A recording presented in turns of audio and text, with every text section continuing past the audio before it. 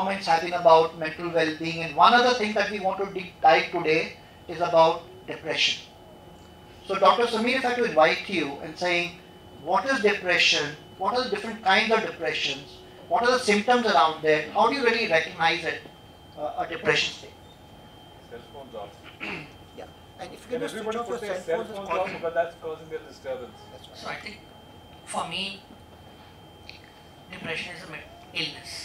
You call it a medical illness, you call it a homeopathic illness, you call it an Ayurvedic illness, doesn't matter as long as you accept it's an illness. Get the mic closer. So depression is an illness. When we look at depression, find there are relatively clearer criteria now that the world is willing to look at. But in very simple way, you're looking at a person whose functioning is impaired, whether it is social functioning, occupational, academic functioning, your day-to-day life, it's been affected because you experience certain symptoms, the most prominent being sadness of mood. What that results into? A loss of interest, loss of pleasure seeking. It can have an impact on your symptoms like appetite, sleep.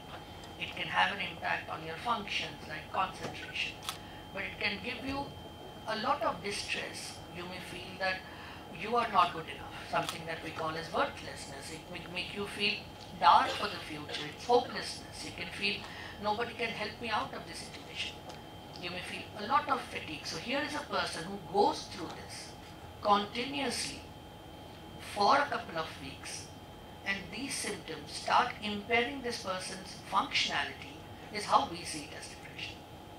You know, depression, its definition, the types and all has gone through a lot of changes in the last, let's say, couple of decades. But what I just told you is probably the easiest way to understand it. The type context of depression largely over the past few years has lost its pure context, because essentially it's about identification and then talking about solution. The solution would have the same aspect, which is when you look at a problem, you have the biopsychosocial orientation, which means there are certain parts in the environment, there are certain parts in yourself, there are certain parts not in your control, which is the biology. So what is your intervention? You look at disease management, which means what you look at, if there is biological, you correct biology. If there is psychological, you look at the psychological corrections. If there is an environmental correction needed, be it support system, be it your functional approach, your approach to life, your life skills, you look at that. So that's the whole view of depression as how I see it. Thank you very much. And Dr. Avdesh, would you like to, by the way, the mics are working now, so they fixed the mics on the podium also. What are the causes of depression, anxiety? You have been such a long practicing professional.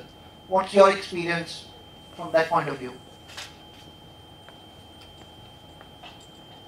You know, first thing, let's also, one of the myths that needs to be busted is that depression can occur at any age.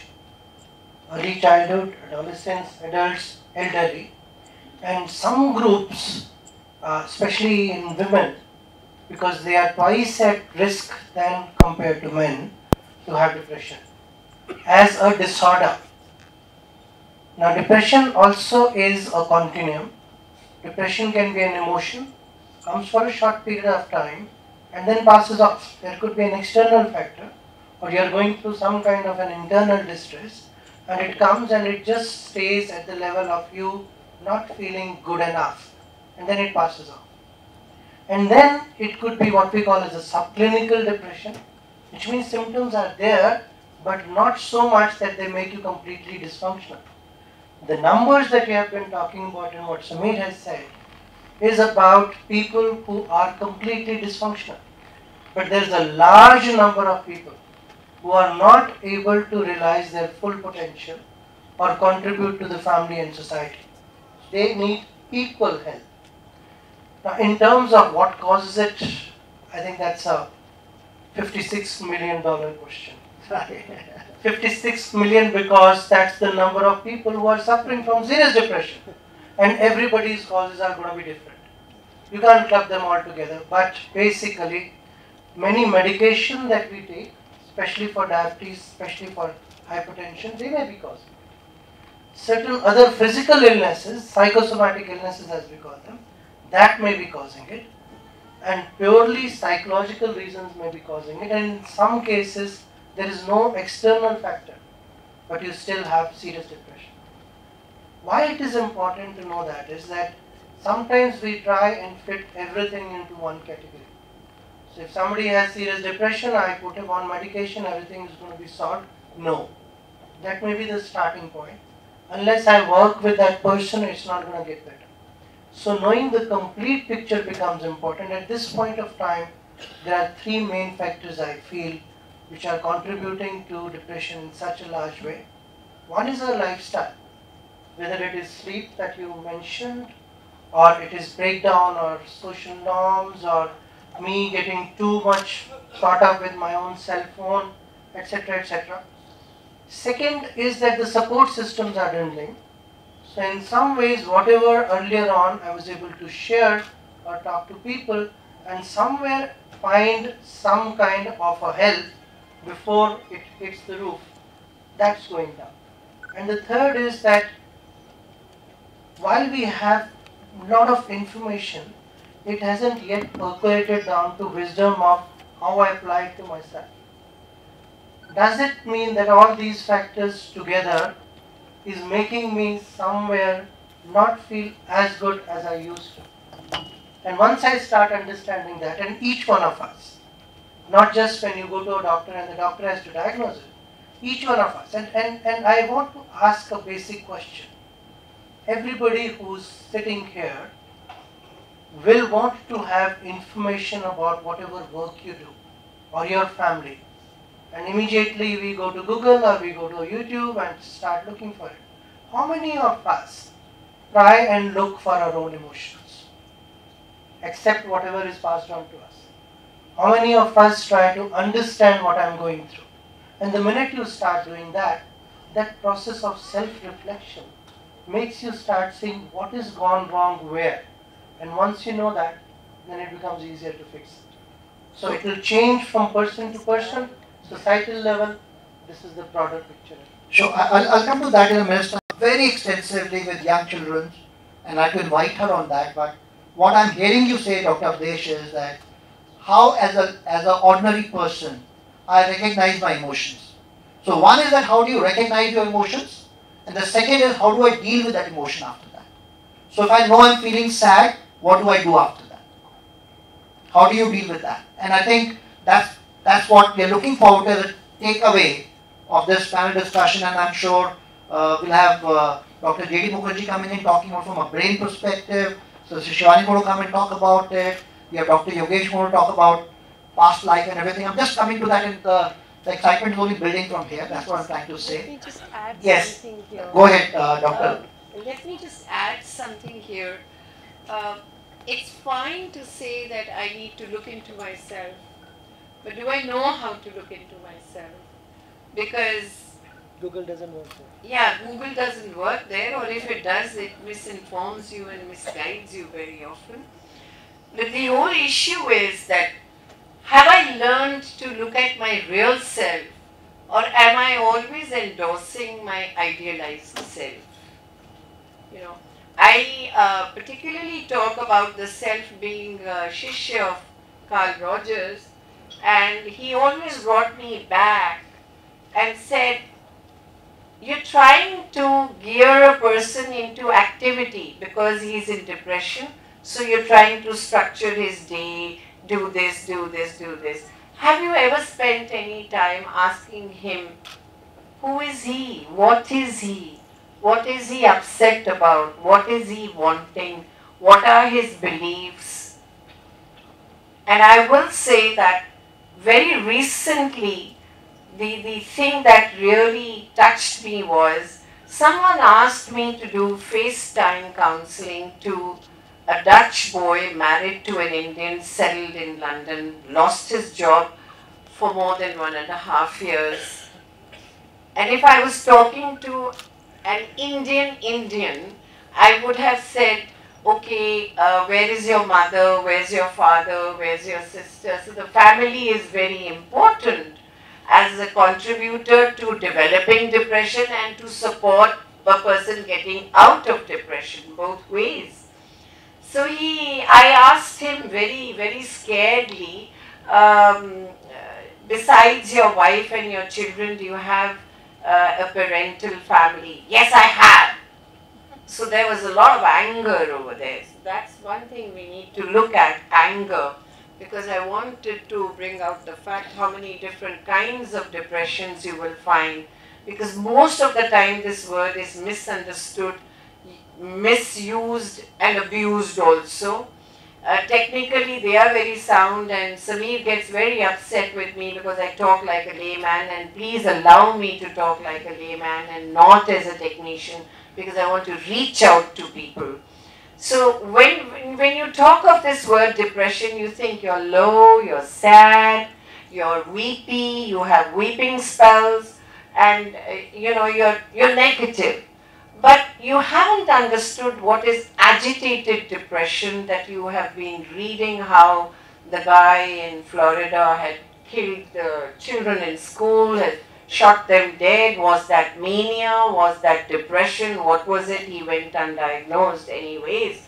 And there now Trump wants to talk of mental health and testing, etc.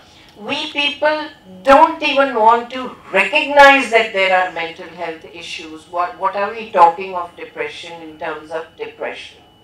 So Rogers, coming back to that point, says, have you trained kids to look at themselves? And we don't, because we start teaching psychology in 10th or 11th or 12th, not even in 10th, 11th or 12th grade in school. But if it could be integrated as a system in EVS, and if it could be that you talk about who am I, what I'm all about, what's my mother, what's my father, a lot of aggression you'll start reading there, and then what's my mother, what's my father. So this boy in London who's a Dutch, I asked him, is there a parental family? Yes, I have a father who is separated from my mother. I said, okay. So when did you last talk to your father on phone? 4 years back. And about your mother? Well, that bitch I don't want to talk about, because I spoke to her last when I was about 4 years old, and after that I haven't spoken to her. So there's so much of venom, and there's so much of dejection, and there's lack of that warmth and lack of that endorsement which mothers give by and large. There may be, rejecting mothers also, is missing. And there could be childhood depression. I also want to jump to another word. You had mentioned to Dr. Sharma ji that anxiety, so many people are inflicted with anxiety. And it's sad, it hurts me, and I want to lighten myself the more I share with different audiences. A child who was only 4 years old went to his nanny house and didn't want to come back to the parents. So, and I said, okay, this is the referral given to me, and the referral is for this child, and who all came for the session at one time? Nani, Nanu, Dadi, Dadu, Mamu, Mami, Chachu, Chachi. So that's the kind of attention and support he has. And he just sits there and says, Dr. Auntie, if you think I'm going to tell you what is my problem, I'm not going to share it with you. So I said, why? What is the issue? ये जो बड़ी उम्र के लोग होते हैं ना, 4-year-olds vocabulary, ये जो बड़ी उम्र के लोग होते हैं ना, they think they can fix children, but I'm not going to get fixed. So I said, okay. So everybody left, and this 4-year-old child is talking to Dr. Auntie, and I could get around him somehow, and he says, and please listen, this is your bedroom and my bedroom. I'm sleeping away to glory in my Rajai, and a heavy hand comes and says, Uth! Jaldi kar! And I am dreaming toffees and chocolates falling. And I say, and I go back to sleep, and again that heavy hand comes, throws away the rajai, lifts me up and puts me on the pot and says, dirty boy, potty kar. School में potty करता है, कपड़े बदल के आता है, shame on you. This is early morning. Doctor aunty potty आएगी तो करूँगा ना, कहाँ से करूँगा? ओके. फिर मम्मी आती हैं, सो तो नहीं गया पॉट पे. Then she comes, lifts me with her harsh hand, scrubs me, gives me milk and says, जल्दी कर, taxi uncle आएंगे. Taxi uncle comes, I think I'm done, and thank God. I reach the class and the teacher is asking me to color something, shade something, and suddenly remember, what has mama given for lunch? I try to open my bag and the teacher says, no, this is not the time for lunch. Jaldi karo.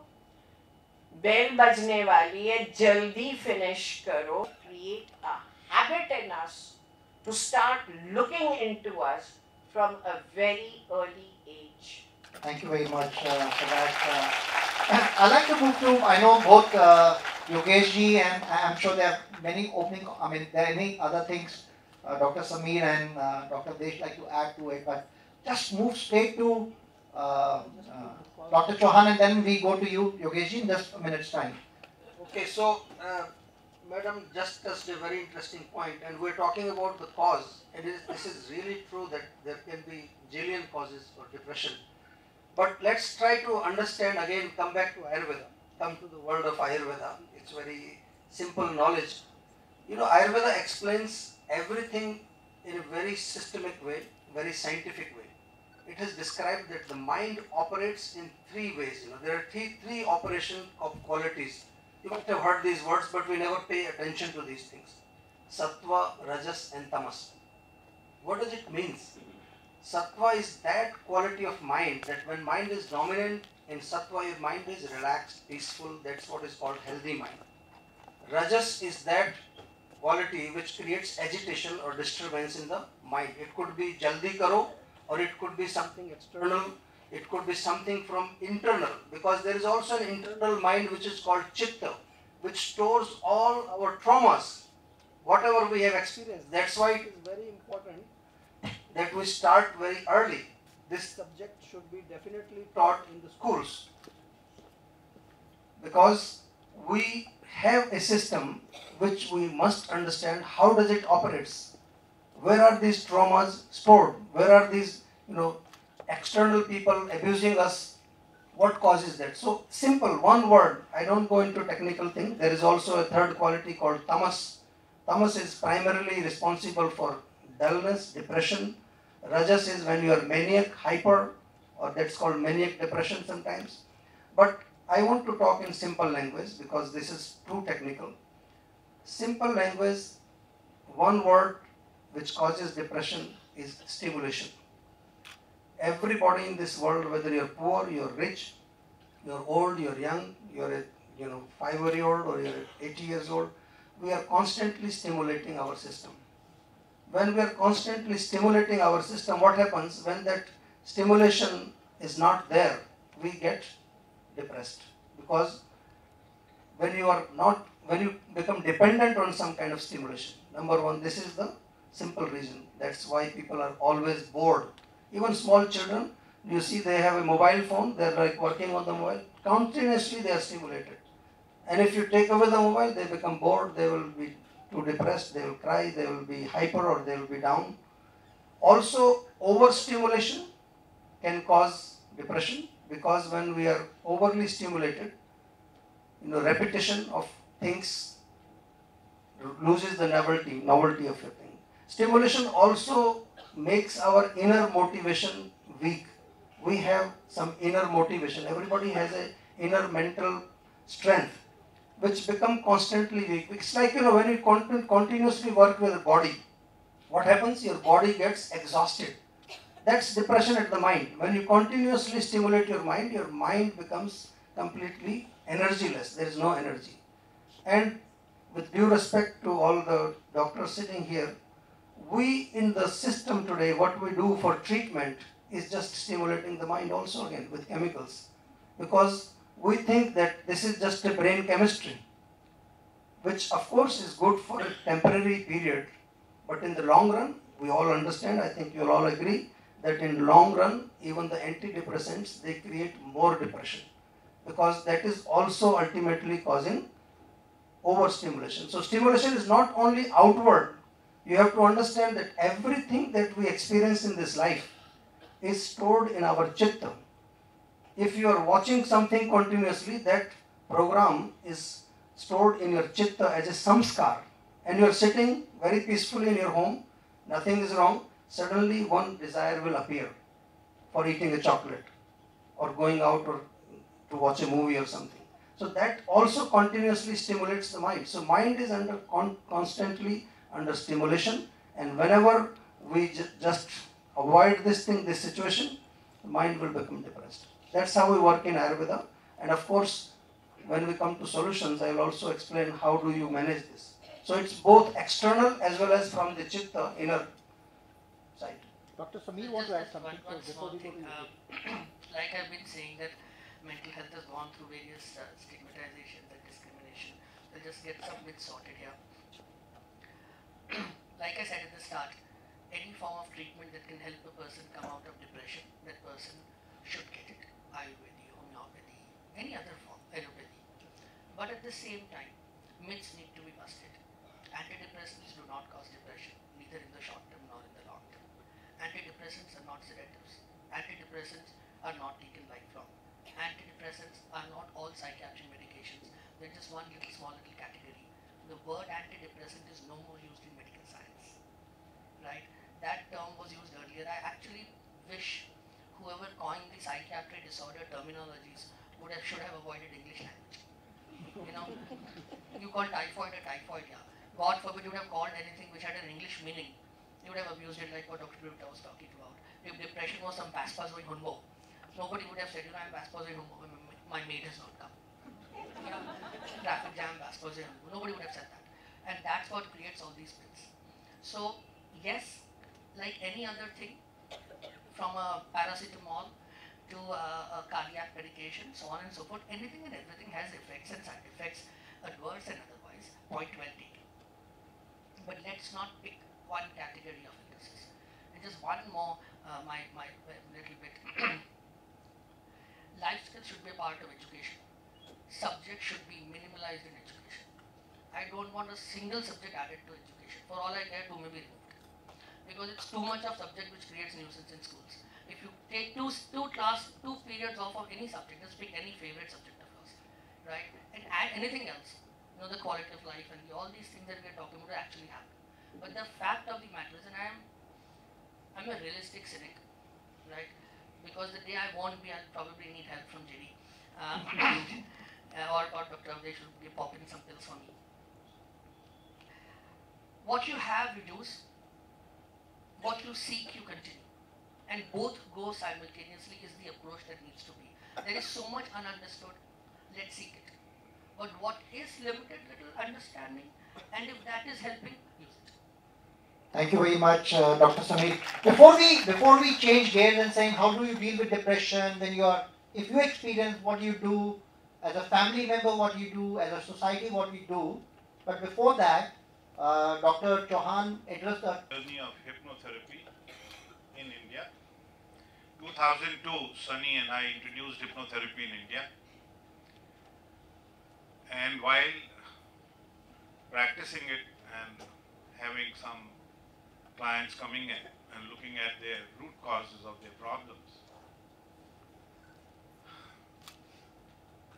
and also reading a little bit of what we call the spiritual sciences of India, where we talk of the koshas also, and we look at the mind not as a part of the human body at all, not in the brain, and doing research on it and finding and talking to the subconscious.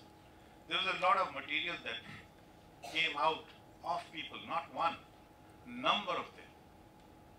And I would like to share some of it here, because there is a platform. I have been avoiding it for a long time. Tony, I thank Tony for giving me this opportunity to share with my very good qualified friends, a area, a zone, which we as human beings don't actually interact with normally, but which can give us a lot of information to us. You read Taittiriya Upanishad, it's got all the definitions of the koshas there. You go to Shiv Samhita, there's so much of information on chakras and other systems. I had started reading a lot about the bodies much earlier than I started learning hypnotherapy. But it gave me an opportunity to see whether we could go to the root cause by asking the subconscious. Because hypnotherapy is about connecting to the subconscious and not working with the conscious, which normally gives us the problem. Conscious mind is constantly connected to the body through the brain. I'm not going to go on to the theory of the mind that Dr. John Kappas, a psychiatrist in US, established somewhere in late, I think 60s or late 50s. But he gave a model of the mind which I found, and I have done a lot of research on the hypnosis, and I found it proves itself. And I'm sharing from a hypnotherapy perspective, and because I do not know how many of you have even heard of what hypnosis is. Have you? How many? Can I? Oh, quite a lot. That's good. And have you heard about hypnotherapy? Oh, great. That's very nice. So, under hypnosis, can you give the one slide of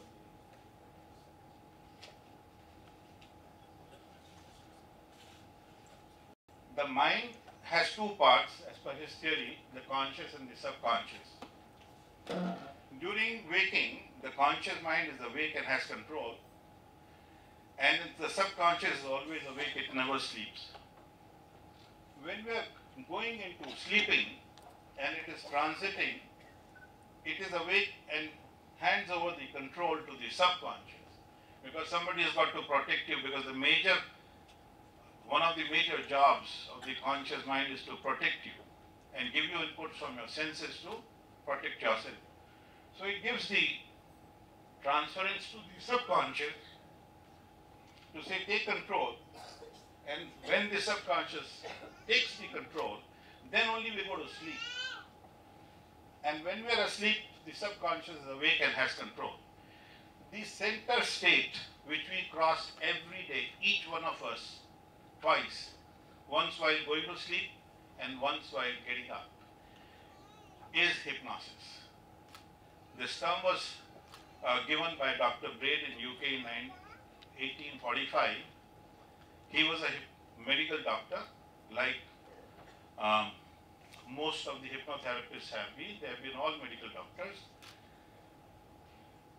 This state when I am awake and subconscious awake and takes control is the hypnotic trance. It can be done very easily by verbal processes, or there are other processes by which we can then keep you in the state. Once you are in the state, we deepen you, take you to a depth where we can interact with the subconscious or interact with anything that may be giving rise to your issue. I am using the word issue, or your symptoms, or whatever be it, right? And then through that, what I found in my 16 years of working with hypnosis and hypnotherapy, and also being a homeopath, because my question started as a homeopath as to where does this medicine work?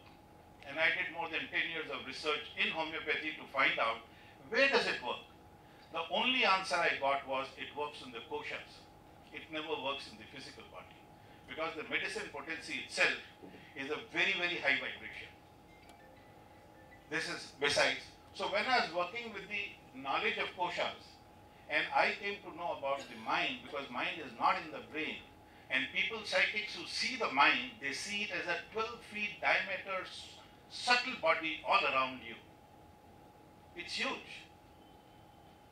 And as per his theory and model, which I investigated umpteen number of times, I found the two parts that he defined, the upper part keeps this sliced memory. That's only a model, please. We do not know the reality. We even don't know how we go to sleep and which switches are put on, which switches are put off to keep you in that state. And how do you go from, as per one of the Upanishads, go from the waking to the dream, to the deep sleep state, and then to the turiya. We still don't know what is the mechanism in the body. We still don't know. I've had students who are DM neurology and they cannot explain to me what happens. They just don't know. But they have been with me, on this journey to also, I want that help, I want to understand it because I'm from science. I'm a mechanical engineer. I want to know the cause of each failure.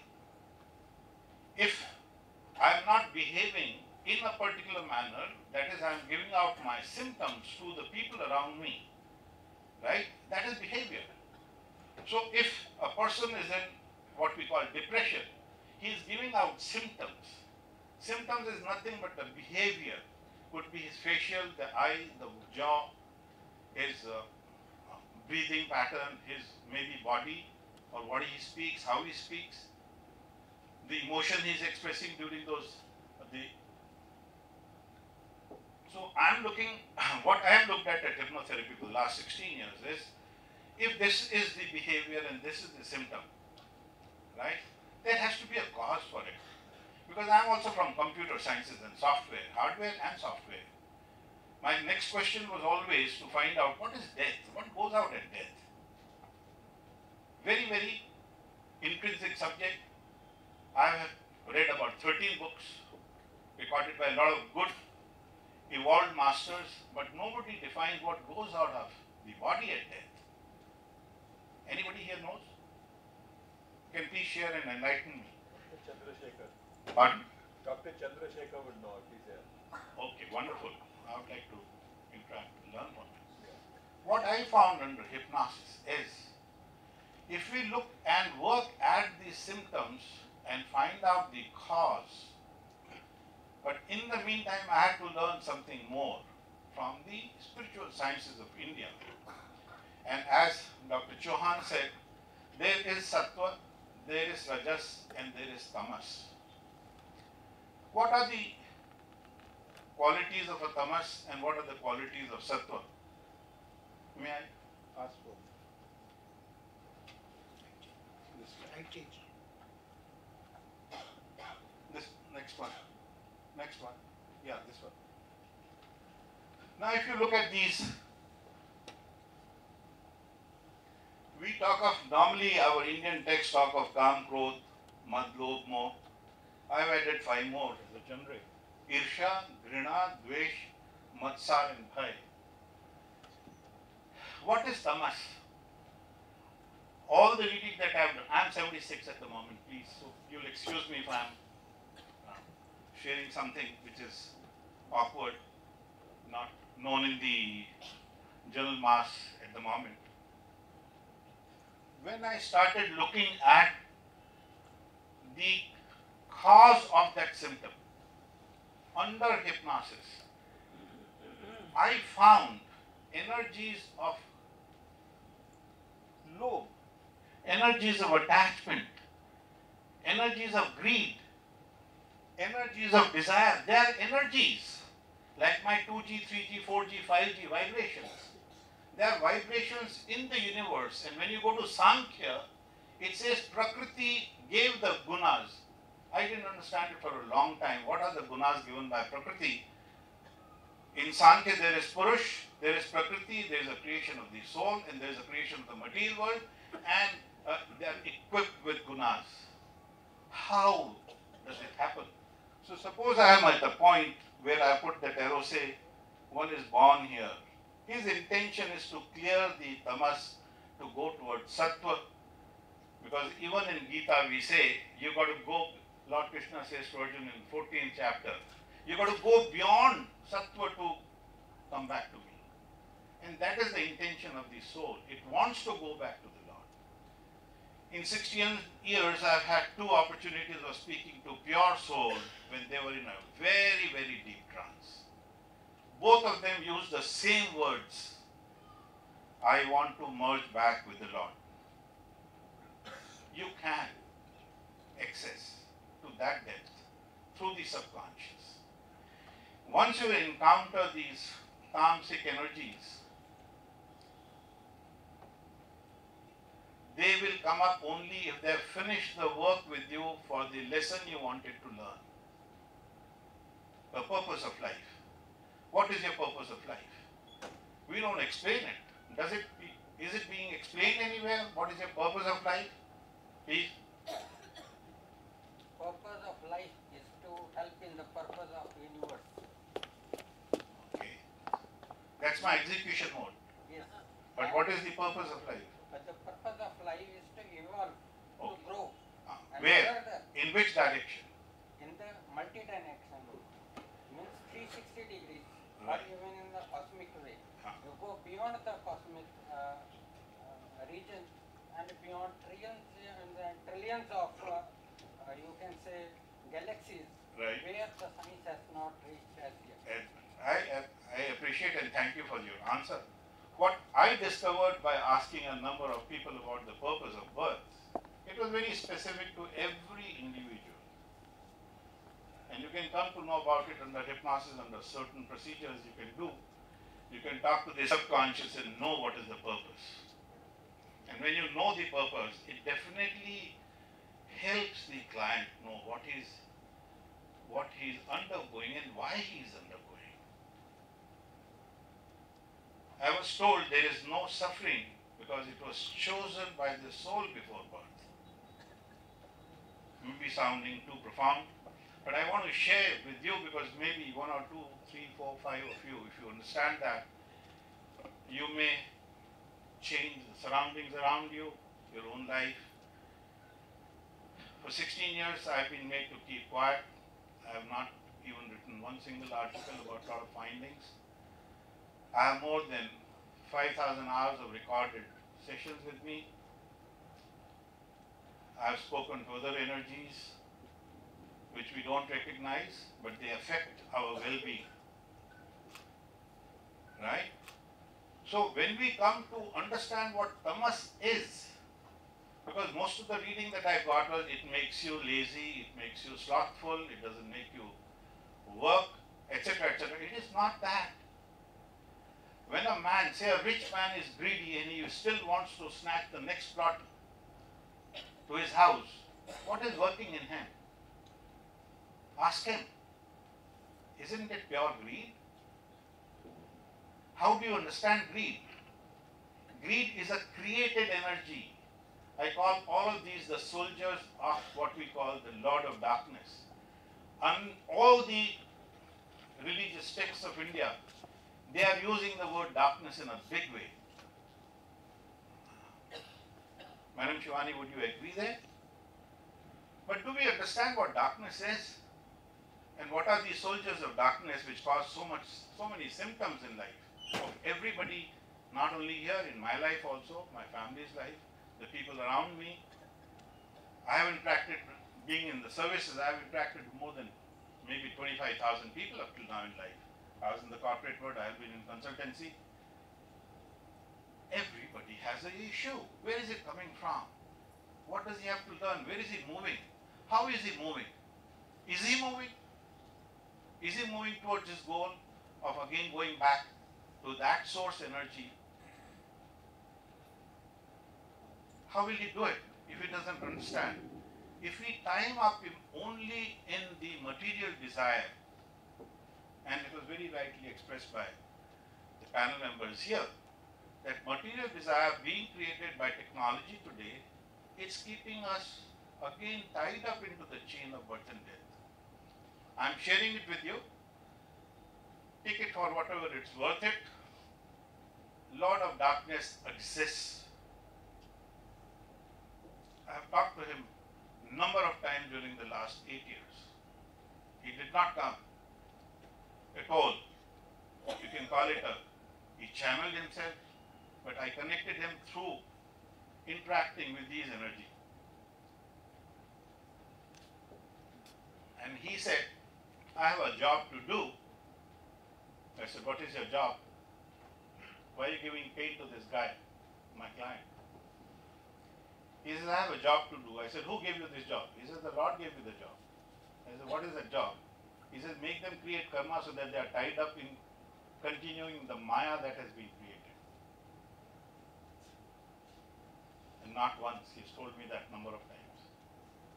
How do we recognize it from our, I'm speaking as a scientist. Why I'm a scientist? Because I'm collecting data, putting it together, making pictures, coming to conclusions. But at a joining between the material and the spiritual universe. And the connecting point is only when you can talk to the mind and the subconscious. Because this is a conference on well-being, right? Can I be well if I do not remove the cause of the symptom? Can we? And how will we connect to that cause is the issue. Is there a method by which we can connect to the cause and then that energy, it's like a virus in a computer. I'm from computer sciences and software also. All computers are same when they get produced. They all have the same operating system. I have an operating system of my soul in this body. Because when it goes out with all the koshas and the what we call the astral body, which is a replicate of my complete physical body, it goes out. That's where the machinery is dead. And if it dies, what is left behind? We say Panch Tattva only. Right? So what went out of him? We just call it death. But what went out? Where does it go? How does it exist? You can do research on it, but you can do research only if you can connect to the subconscious. And when in that state, you find there are other reasons behind, besides this Kam, Krodh, Madh, Lobh, Moh. There can be other energies who have them, who can also create those symptoms in you. And then we need a permanent solution. It can take time, but that permanent solution is provided once the energies move out. Dr. Yogesh, if I could just interrupt here. Yeah, The please. question was, how does the past life affect I'm depression? coming to you here now. So if you can just be specific around it, Right. that will be nice, yeah. Now, each one of us, we don't know how many lives we have lived earlier.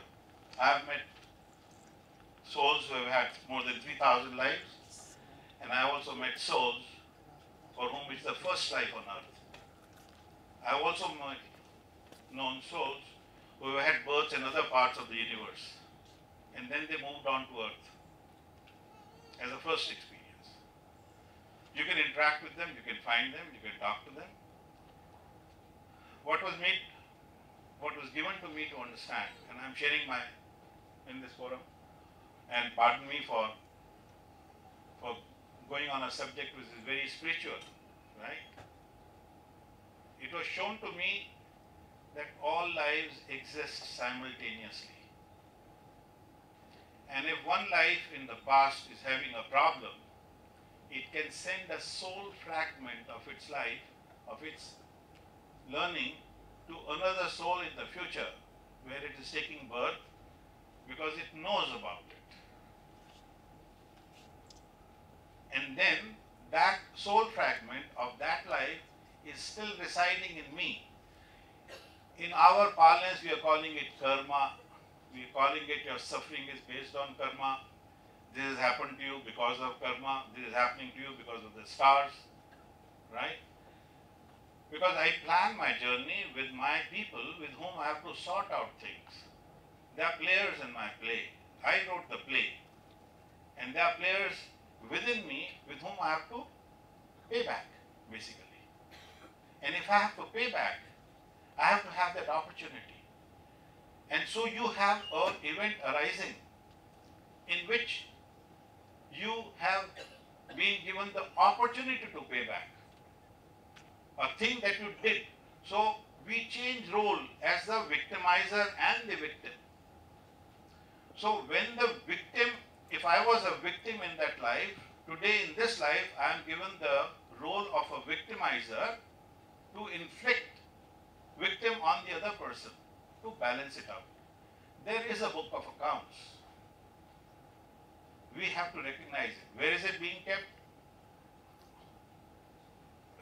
In our Katha Upanishad we see it, right? But it is there.